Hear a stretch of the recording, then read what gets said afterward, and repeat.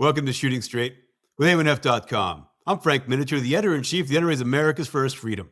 Today we're speaking with Dan Reid, NRA-ILA, Managing Director, State and Local Affairs of the state of California. Now, California has long been on the front lines in the battles for our freedom.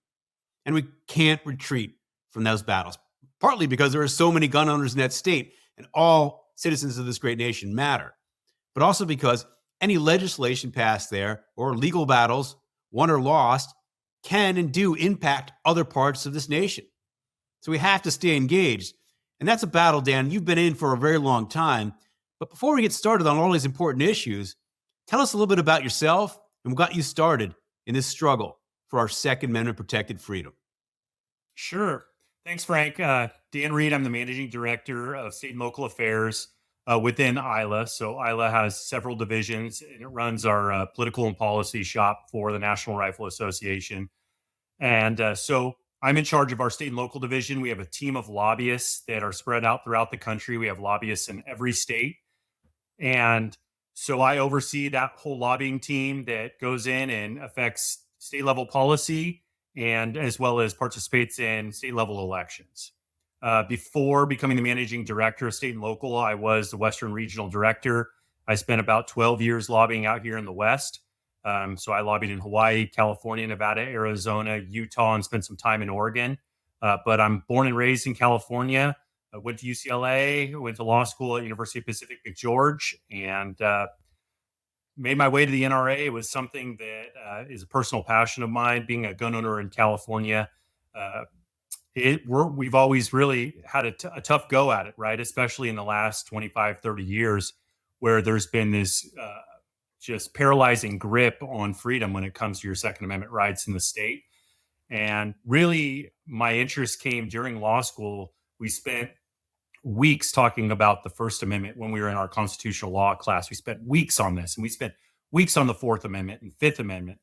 And when it came to the Second Amendment, this was pre-Heller, mind you, but we spent about 15 minutes. We read the Miller decision, and they said, yeah, and then there's a Second Amendment, but it's whatever.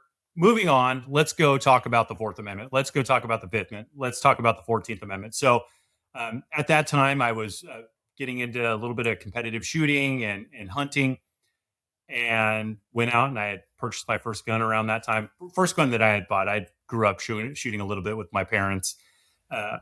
And I went, wow, like the grip on this. And I was thinking of the constitutional law standards and tests and scrutiny that we apply when there's other types of infringements on these individual rights. And I looked at all the various different California gun laws, and I said, how does this survive constitutional muster? And so that just got my head spinning. And I was at a point in my life, my early mid-20s, where you're going, which direction am I going to go? And I said, man, I've gone to all this school.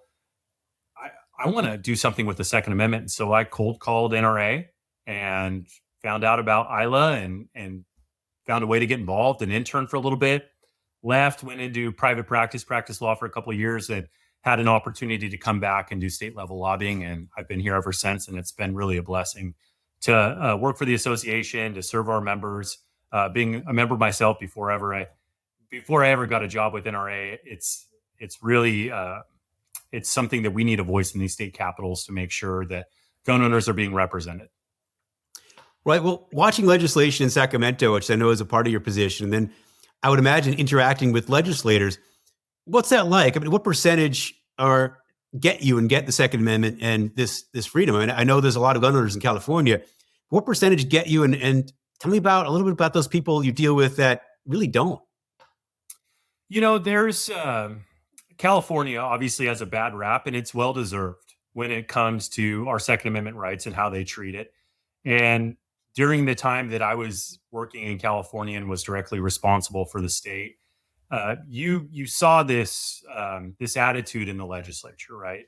Where we had a lot of very aggressive criminal justice type reform, where they were decriminalizing actual crime, right? And there's a lot of merit to have a conversation around criminal justice reform.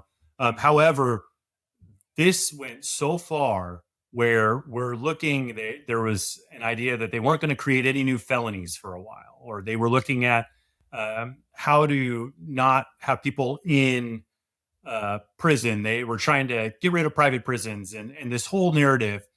And they were going softer on actual criminals, people who were doing bad criminal conduct. And at the same time, when it came to the Second Amendment and gun owners, they were all too happy to create new felonies, create new misdemeanors for something that may have been lawfully purchased in the state. And I equate a lot of that with the pressure within the districts, right? Most legislators, they not only are happy that they've won elected office and they can serve their constituents, but they want to remain there, right? And when you have escalating crime, which we have had in California, and whether it's petty theft, whether it's you name it, there's a lot of problems when it comes to crime in the state of California. They wanted to show that they were doing something. And so rather than actually addressing those who are involved in this actual criminal conduct, they were going back to their districts and they're saying, hey, look, we did something on guns. Whether that was going to have any impact or not. And this has gone on for years, right? Where we're going, hey, wait a minute. If you want to take something recent, for example, like the excise tax, they said, hey, we're going to create an excise tax on firearms and ammunition because of the harm that they do. And you say, well, wait, time out. There's 40 million people in the state of California. There's millions and millions of guns. In fact, I mean, we sell in the state of California close to 1 million guns or more a year, right? There's a lot of firearms in the state. And for people like you and me who use them responsibly, whether it's for self-defense, whether it's for recreational, whether for its hunting, we're not out there causing problems and contributing to a crime problem. And so this tax is placed on those of us that are going through the lawful channels to purchase firearms and ammunition. And so those who are engaged in criminal misconduct, they're never going to go to a gun store to go through this check. They're never going to pay into the system. And so it really was disparately impacting gun owners, especially those like a competitive shooter. You take a Kim Rhodey, for example, an Olympic champion, right, who shoots hundreds and hundreds of rounds per day to compete at that level, and how much more someone like that, or someone who's involved with the high school trap team, which is a very fast growing sport, and there's collegiate opportunities, they're paying this greater amount to exercise this right to compete in these sports. Whereas the criminals, they're just never going to operate in this system. And we already pay a lot when it comes to, obviously, we have taxes in the state of California, but when it comes to purchasing firearms in the state of California, you have a variety of fees that make up the cost that goes into that transaction. And a lot of those fees go to basically prop up Department of Justice programs, California Department of Justice programs, whether it's enforcement or safety. And so you're paying close to $40 every time you go to purchase a firearm. And with California's laws with one gun a month, you can't go in there and purchase several guns at one time anymore, right? So you're having to constantly pay this fee. It's constantly going into this fund. And really, they haven't been great stewards of our dollars. If you go and call the California Department of Justice because you have a question on one of our hundreds of gun laws that are constantly changing every year, they're probably not going to give you an answer if you can even get through to someone, right? And the laws are confusing, but at the same time that they're not providing this clarity to lawful gun owners and the people who may or may not agree with the laws, but want to comply with them so they don't lose their rights, you're not really getting a good, clear, and concise answer. And not to mention, there's this lingering issue in the state of California about this armed prohibited person system. And I don't know, Frank, how familiar you are with this APPS program, but it's been around for 20 plus years probably at this point. And it's called the Armed Prohibited Person System, and it's a list of people that are registered gun owners. And if you're prohibited, it indicates it in the list. And that list of known prohibited persons with registered firearms is around 20,000 or north of that they're not taking care of actively. And they've poured millions of dollars into trying to whittle down this list. So people with the same name and so on end up with a duplication, and they can't purchase because the list itself isn't being maintained. Well, But it's not just that, but it's just saying, hey, this person's a known prohibited person, and you haven't utilized your dollars to go after the person that's prohibited, but you want to place more restrictions on me.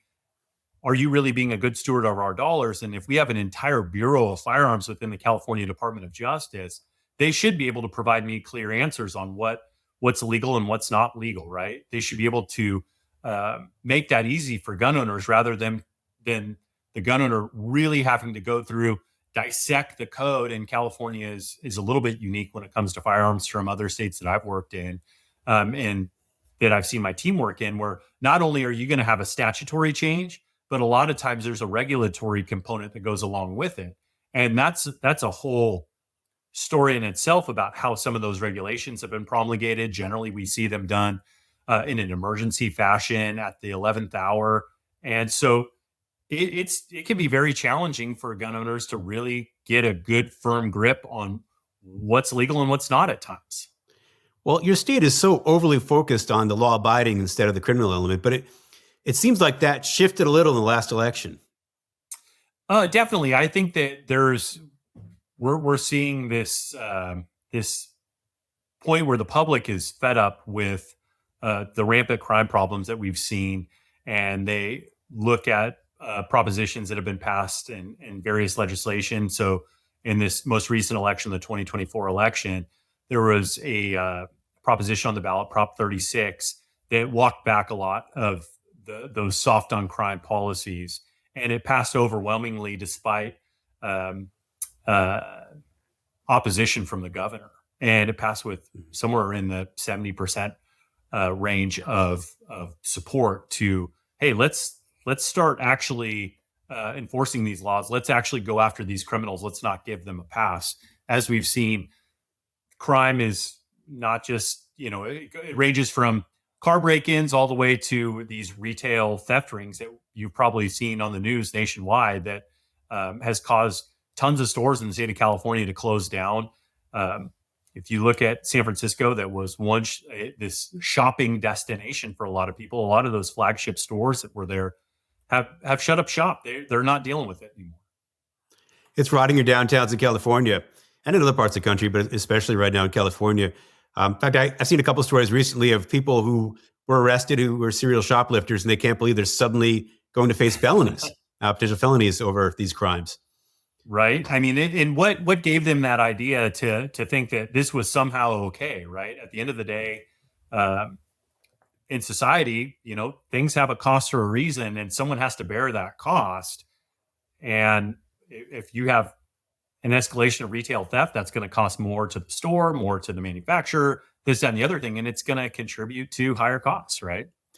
Well, I'm hoping the pendulum is shifting, and even in California, because I've spoken to a lot of Californians who are a little more optimistic. I wouldn't say optimistic when I talk to them, but maybe perhaps a little bit more about the trend and the way things are going. If they've thrown out a bunch of George Soros-backed DAs in various places, and there's a lot of new gun owners, even in West Hollywood and other places, there's a lot of new gun owners. But I think a lot of our people watching this are not going to completely understand the California law system and what's going on there. So let's run through a bunch of issues, Sure. educate them and show them what's happening and show them what could happen in their states if we don't stop it where it is. Let's talk about the ammo madness for a second. It was 2016 passed this Proposition 63 that background checks on all ammunition purchases, which a few states do in New York, and they're trying to start it here. So some states do try this, but where is this in California, and how much is it impeding? I mean, I've talked to Kim Rody, as you mentioned, who was buying ammo or getting ammo in by the pallet and all the practicing she would do for the Olympics and other competitions, and it just became impossible for her. So how's it going with Californians on the ammo front? It is total madness, Frank. Prop 63 was championed by Governor Newsom. And there was a little bit of a standoff between the legislature and Governor Newsom when he was a candidate because there was problems with Prop 63, the way it was drafted. And so if you actually want to understand how ammo, and I use the term background checks very loosely, they're actually eligibility checks. You have to not only look at Prop 63, but you also have to look at the legislation that was passed in 2016 because they worked together. They actually amended an initiative before it was passed by the people. And that was, I mean, it is convoluted. And I think that there's been a lot of kind of molding, shaping, and a little bit of a shell game to actually make this so it's being implemented. Whether it's effective or not is, I think that's up for debate, Well, right? a resident of California, do they need an ammo ID card, which a few states do that? Do they have to do that and then go to an FFL with that?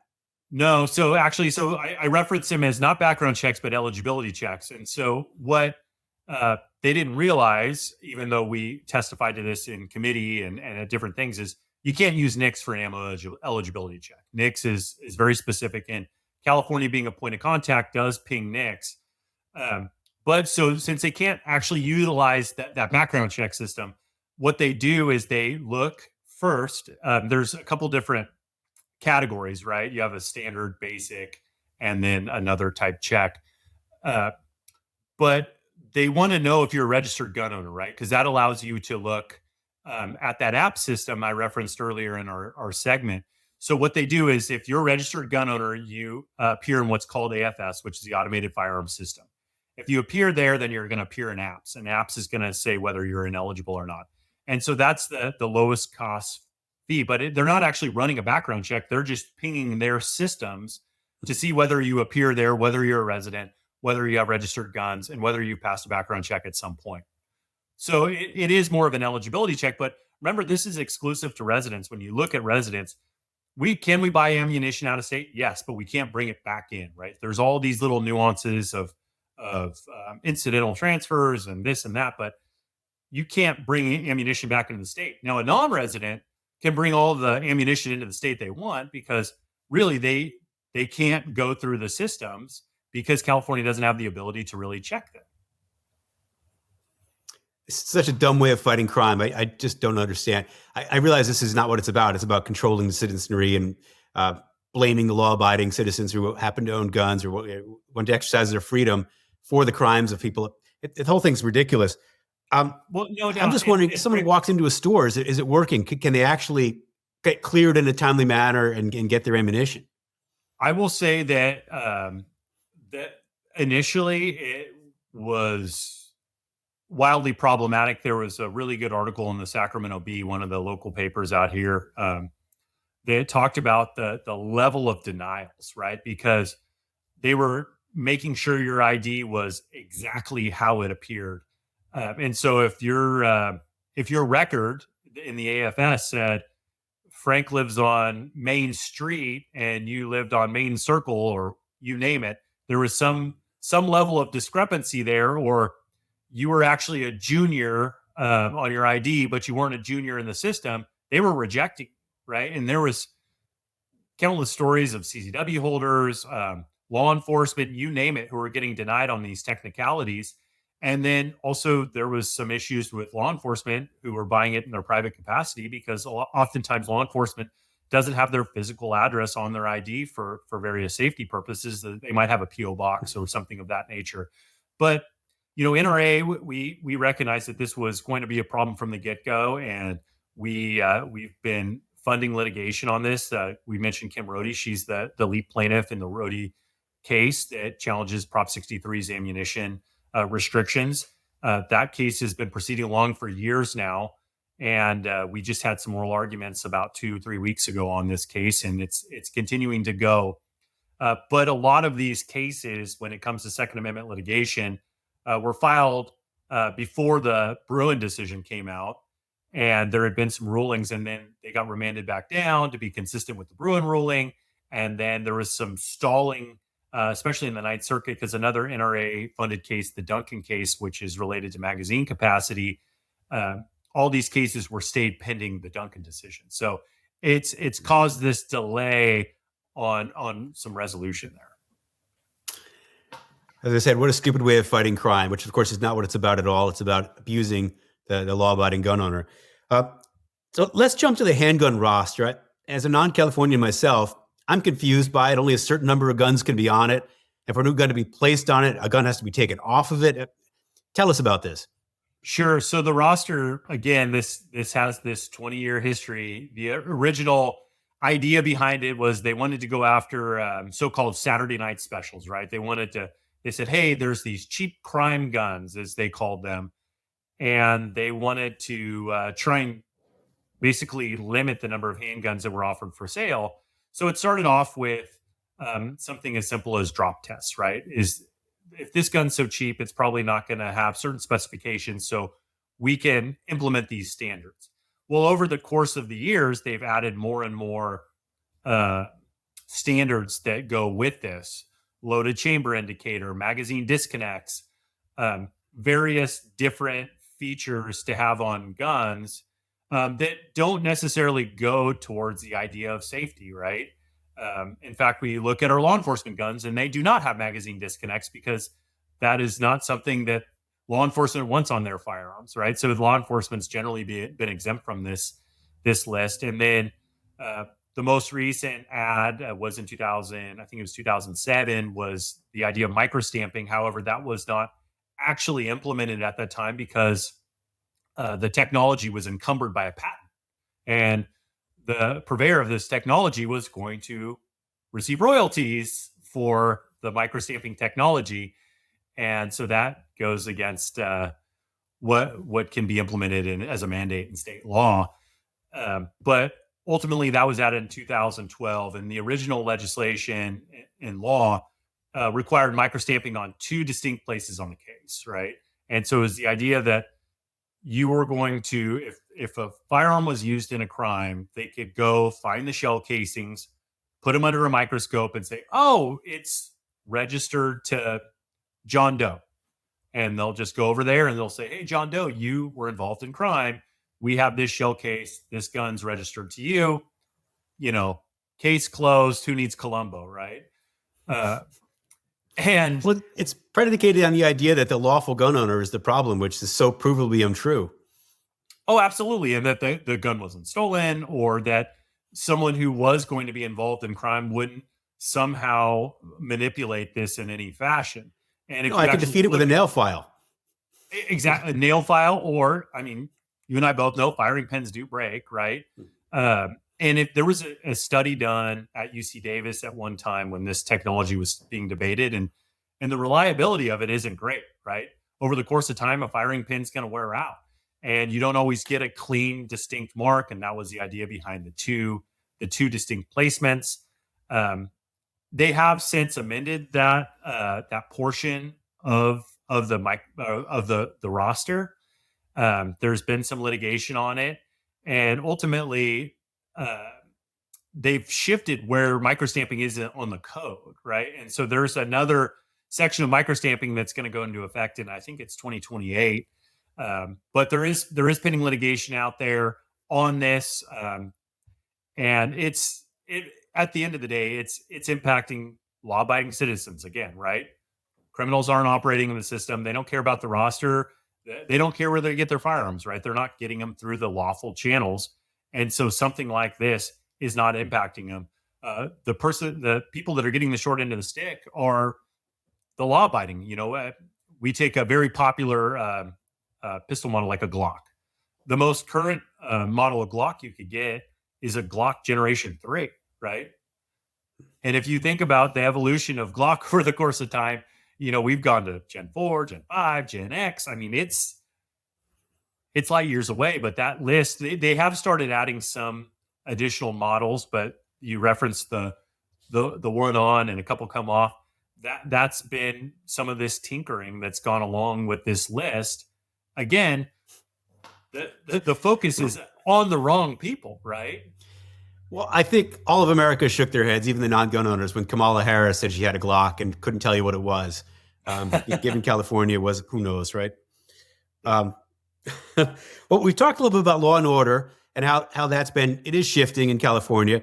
But the post-Bruin part of this, I mean, the NRA-funded case, New York State Rifle and Pistol Association v. Bruin, the 2022 case, is reshaping the legal landscape and has been, even in California.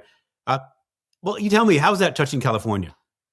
Oh, this is a huge deal, and you've seen pretty adverse reaction from the California legislature and a number of other unfriendly Second Amendment type states as they push back against it. I'll never forget being in committee and hearing a legislator kind of question the authority of the Supreme Court post-Bruin. And sometimes my jaw almost hits the ground when some of these statements are made, right? Where I've heard things like our job isn't to determine the constitutionality, it's to pass laws, right? Uh, and and so, seeing that questioning, but what we've seen from states like California is they're trying to figure out just how far they can push the Bruin decision, right? So if you look at California concealed carry, right, going towards Bruin, California was a may issue state. They understood that with the Bruin decision, they were going to have to go to shall issue. But they wanted to revamp all the inner workings, and instead of whether you had a good reason to have a concealed carry permit under their may issue system, they've shifted it to qualified individual, right? They want to look at different things that could make you unqualified. So therefore the shall issue, but we're going to look at every social media post you've ever made. We're going to take sensitive places and expand them to the greatest degree. And you and I both know this, it's consistent throughout the country that concealed carry permit holders are not a group that is engaged in high levels of crime. They're some of the most law-abiding people out there. And at one time, California, when it came to having a permit, you had a lot of ability to carry in different places. And this is really a severe restriction. And the way they've drafted this has been problematic. There is litigation that's bidding on this. This is the theme in California, right? Is at any given time, there's tons of litigation. And when I look at our team in various different parts of the country, a lawsuit gets filed and they're like, oh, wow, this is a big deal, which every lawsuit's a big deal, but there's a lawsuit because maybe some locality is violating preemption in some way. But when you look at the state of California, there is tons of pending cases on everything from semi-autos to magazines to ammunition to privacy to rosters to sensitive places. I mean, it's the full gamut. And California is a petri dish. This is where all these bad ideas seem to start on this left coast and kind of seep their way across the country. And that's why it's critically important that gun owners across the nation do pay attention and know that the NRA is fighting here, both in the legislature and in the courts. That's why we need people to continue to be NRA members in the Sports Association as we fight for this freedom.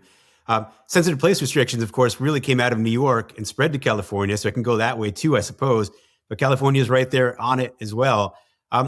The war on youth, though, I think, I'm not sure that started in California, but California certainly took it to another level. Please tell us where that is.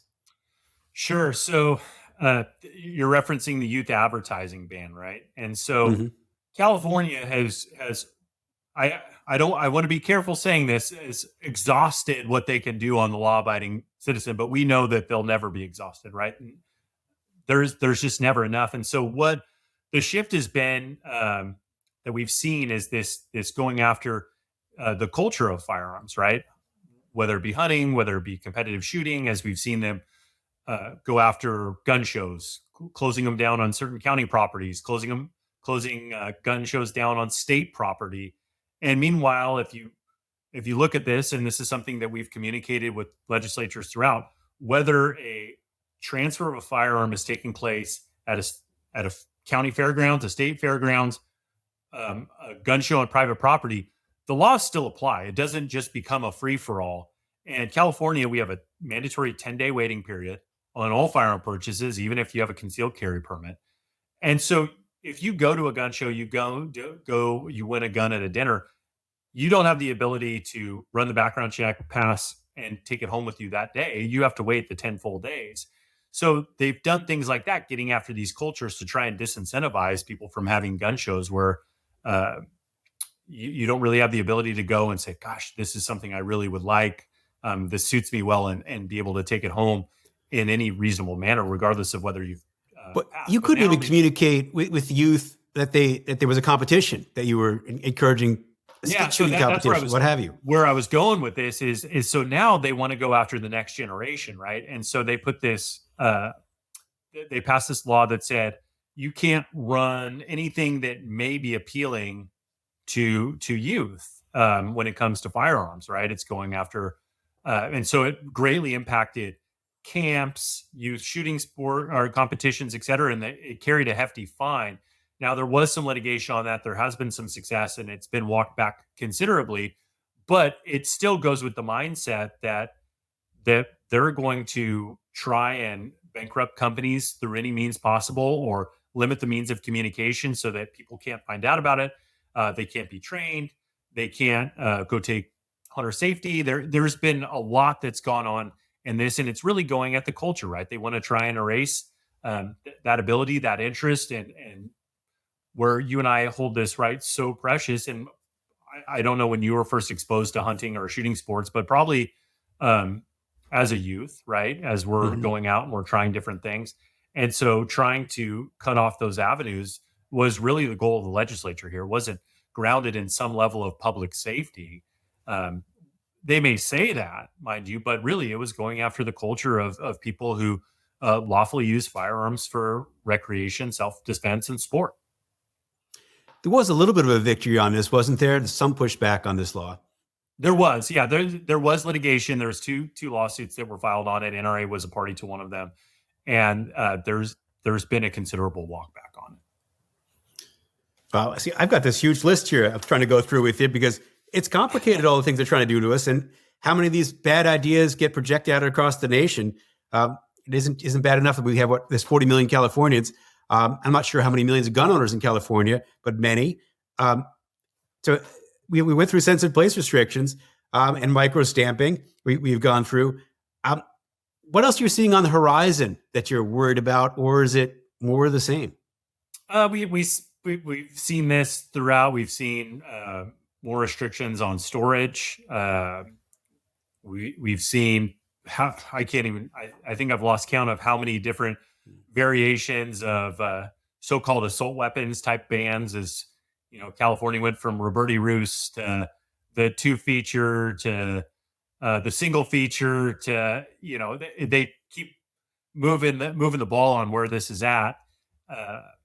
So it'll be interesting to see where we go. I think one of the things that was most terrifying that I've seen is we have the UC Gun Violence Research Center here in the state of California. And a couple of years ago, they dropped into a budget bill this idea that personal identifying information on gun owners had to be shared with the UC Gun Violence Research Center and may be shared with certain nonprofits that were attached in some way to a bona fide research institute, right? Which, you know, what does that actually mean? We had some litigation on this, and a lot of that information had been out there, but we're going, wait a minute, as a gun owner, this is my only avenue, and I'm not consenting to my personal identifying information being shared out there. But that just goes to show you they're more concerned with you and me, the lawful gun owners, than they are with the street criminal who they've gone soft on crime. No, that'll go straight to gun control activists, which I would consider part of these state employees you're talking about, or affiliated employees with CC Davis, isn't it? That's running this research body. They're just activists who are going to play with these numbers to then use it again to plant stories in the media to turn people back against their freedom as much as they can, and on it goes. As I go through this and I speak to you, I reminded again that we can't retreat.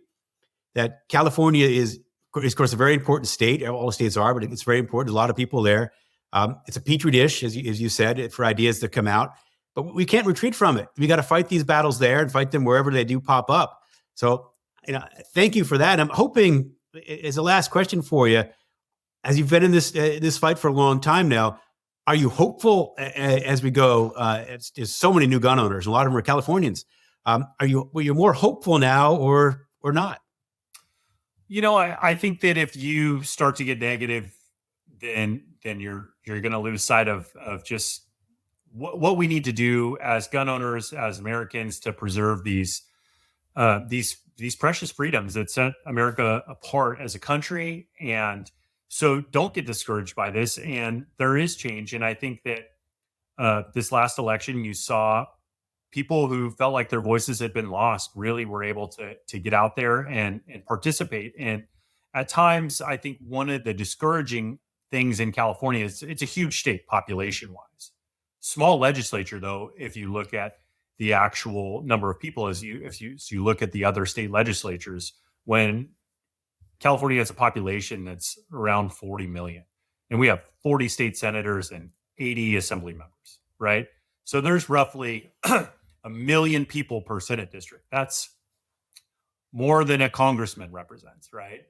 And so at times when I talk to, friends or members throughout the state of California, they're going, hey, I live in this district and it's this way. And my state senator, my assembly member is really bad on this issue.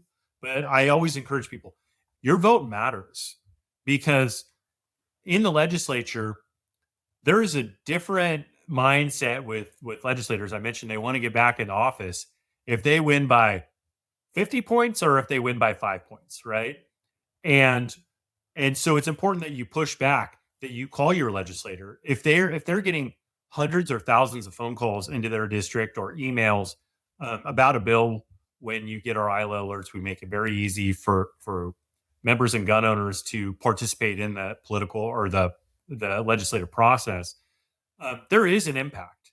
And even though a lot of bad gun bills have passed in the state of California, there's several dozen anti-gun bills introduced every session. And a lot of those get beaten back. And if we can make enough noise, it helps in that fight, because what makes the NRA strong is that we have active members that participate, contact their legislators, and so that voice helps amplify our voice of our state directors that are in the state capitals. And so it's really critical that they get involved and that they vote when it's election time. Well said. Thank you, Dan.